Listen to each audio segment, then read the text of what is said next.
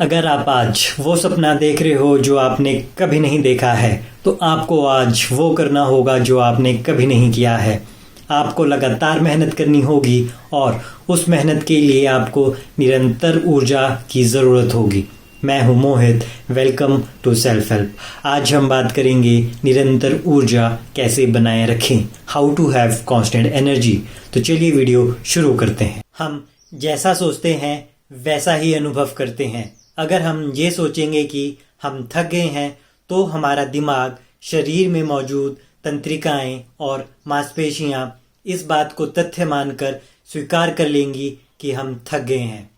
अगर हमारा दिमाग किसी काम को करने के लिए रुचि रखता है तो वो उस काम को असीमित समय तक कर सकता है। अगर आप में आत्मविश्वास होगा तो आपके अंदर ऊर्जा बनी रहेगी और किसी भी काम को करने के लिए ऊर्जा की ज़रूरत होती है। अगर आप में ऊर्जा ही नहीं होगी तो आप उस काम को अपना 100% कैसे दे पाओगे।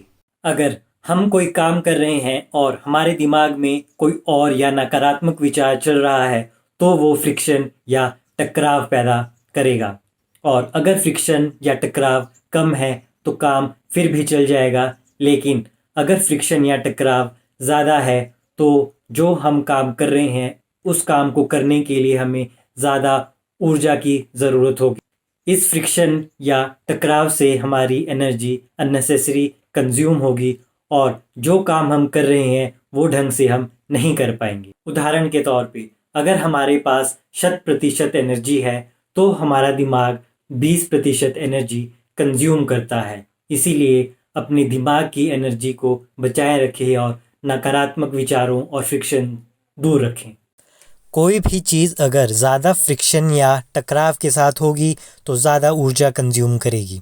जैसे हम सभी कोई ना कोई व्हीकल या गाड़ी ज़रूर चलाते होंगे। अगर हम इंजन ऑयल नहीं डालेंगे तो ज़्यादा फ्रिक्शन होगी और गाड़ी को चलने के लिए ज़्यादा ऊर्जा लगेगी। उसी तरह हमारा दिमाग है, जितनी कम फ्रिक्शन दिमाग में होगी उतनी कम एनर्जी लगेगी किसी भी काम को करने के लिए।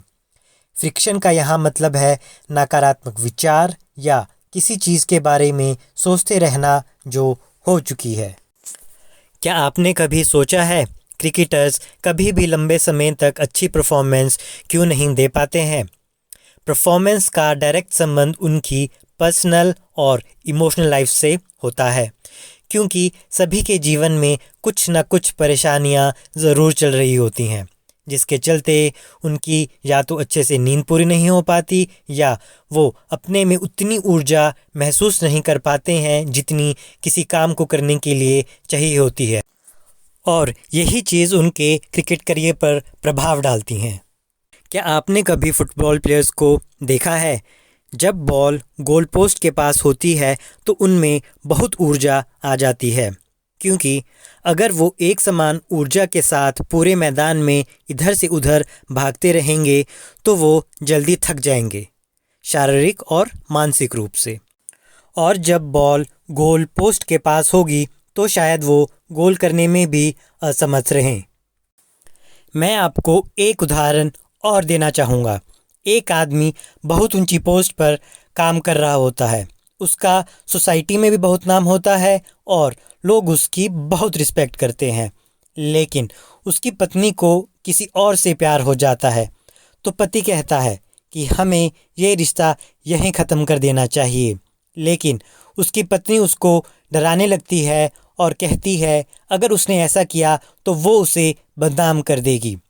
इसी के चलते उसकी नींद पूरी नहीं हो पाती थी और वो ऑफिस में भी इसी बात को सोच सोच के परेशान रहता था।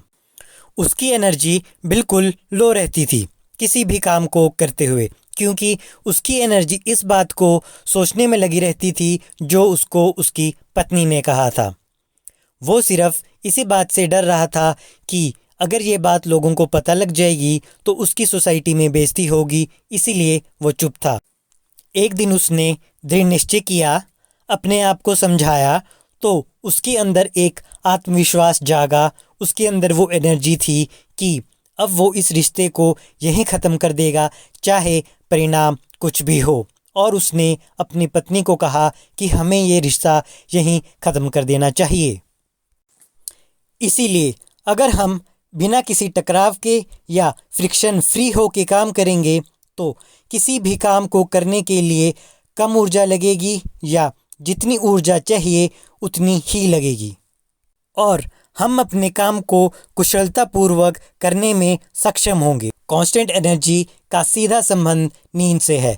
अगर हम अपनी नींद ढंग से पूरी करेंगे तो हम सुबह उठते ही अच्छा फील करेंगे और हमारे अंदर ऊर्जा भरपूर रहेगी।